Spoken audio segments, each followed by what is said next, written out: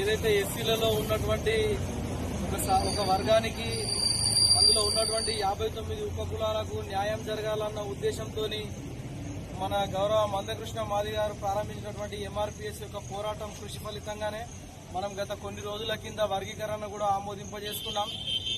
కేంద్రంలో ఆమోదం పొందింది. అదేవిధంగా రాష్ట్ర ప్రభుత్వం కూడా ఆమోదించినందుకు మన అందరి యొక్క 59 ఉపకులాల తరఫున మందకృష్ణ మాది గారికి మరొకసారి ప్రత్యేకమైనటువంటి ధన్యవాదాలు తెలియజేస్తూ ఏదైతే ఈ రాబోయే జూలై 7వ తేదీ నాడు ఉన్నటువంటి ఎంఆర్పీఎస్ ఆవిర్భావ దినోత్సవానికి మనం నర్సాపూర్ మండలంలో గద్దె నిర్మాణం కోసం భూమి పూజ చేయడం జరిగింది.